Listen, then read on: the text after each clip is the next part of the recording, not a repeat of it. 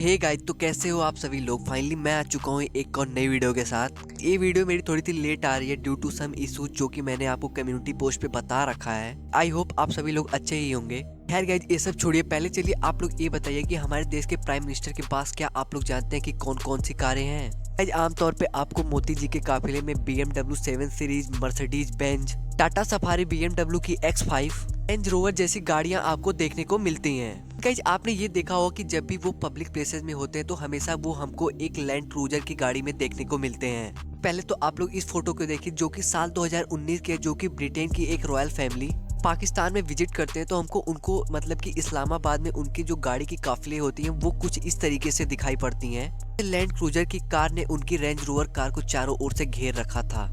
Guys, जाहिर सी बात है आपके मन में ये सवाल आ रहा होगा कि आखिर दुनिया में जितने भी VIP लोग हैं वो आखिर सिर्फ लैंड क्रूजर पे ही क्यों भरोसा करते हैं। आज के समय में तो जो गाइस हमारी टोयोटा की लैंड क्रूजर है वो किस मुकाम पे खड़ी है वो सब तो हम ही लोग देख ही रहे हैं। इसको मैं बता दूं तो ये अमेरिका की एक टेक्निकल असिस्टेंट के हेल्प से बनाया गया था।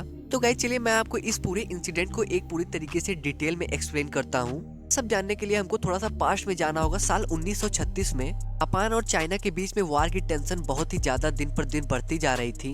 उस समय जो हमारी जापान की इंपीरियल आर्मी होती है वो टोयोटा को कुछ ऐसी कार बनाने को कहते हैं तो कि वो अपने मिलिट्री के ऑपरेशंस में प्रयोग में ला सकें।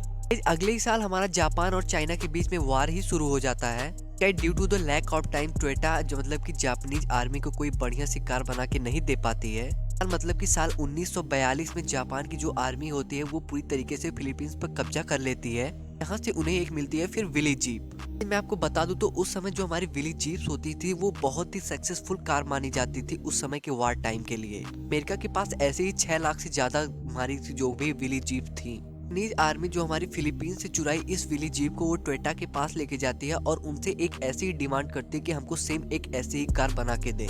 टोयोटा इसको करने में नाकाम रहती है बट गाइज वहाँ पे भी उन्होंने AK-10 नाम की एक ऐसी ही जीप जरूर बनाई थी। जापानीज आर्मी के लिए बहुत ही फायदेमंद नहीं दिखती है। होता क्या है कि साल 1950 में नॉर्थ कोरिया और साउथ कोरिया के बीच में युद्ध शुरू हो जाता है पर हमारा USSR नॉर्थ कोरिया को और वहीं पे USA हमारा साउथ कोरिया को सपोर्ट करते नजर आते हैं। क्या अपने मित्र वहाँ पे साउथ कोरिया को मिलिट्री कार देना चाह रहा था। वहीं पे अमेरिका ये भी चाहता था कि उन दोनों देशों के बीच में कोई भी खटपट हमको ना दिखाई पड़े अमेरिका और USSR के बीच में। वो जापान की मदद लेकर के जो भी हमारी विली जीप की टेक्नोलॉजी होती है वो जापान को शेयर कर देता है। टोयोटा के पास हमारी विली जीप की पूरी तरीके से टेक्नोलॉजी आ जाती है जिसकी मदद से वो साल 1951 तक एक मतलब की फोर्ड मॉडल तैयार कर लेते हैं। नाम रखा जाता है जीप BJ। 1951 तक टोयोटा इसका वर्किंग मॉडल भी तैयार कर लेता है। गाइस, जो हमारी जापान की नेशनल पुलिस एजेंसी थी वो भी इन सारे कार के परफॉर्मेंस को देखकर काफी ज्यादा प्रफुल्लित हुए। जापान से अमेरिका के इशारे पर 100 ऐसी ही जीप हमारी साउथ कोरिया को दी जाती है। कोरियन वार में उनके लिए काफी मददगार साबित होती हैं। टोयोटा कुछ सालों के बाद अपने विली जीप का नाम रख देता है लैंड क्रूजर जो कि आज भी इसी नाम से जाना जाता है और फिर वो धीरे धीरे इन कारों में फिर धीरे धीरे वो अपनी तरीके से टेक्नोलॉजी के थ्रू मॉडिफिकेशन दिखाना शुरू करता है।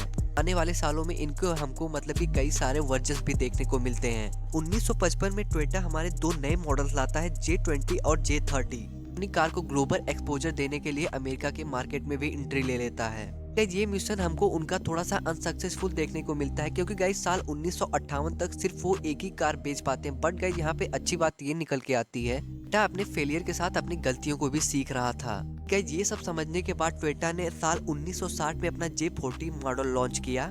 इसी तरीके से वो धीरे धीरे साल 1968 तक मतलब कि अमेरिका के बेस्ट सेलिंग कार बन गए। ने समय के साथ इनोवेशंस को कंटिन्यू रखा और धीरे धीरे करते करते इसके लुक्स और कंफर्टेबल को भी एकदम नेक्स्ट लेवल पर पहुंचा दिया। तो समय में उनके J200 और J300 के मॉडल्स मार्केट में धूम मचाते हुए दिख रहे हैं। प्राइस आपको 2 करोड़ से भी ज्यादा देखने को मिलेगी।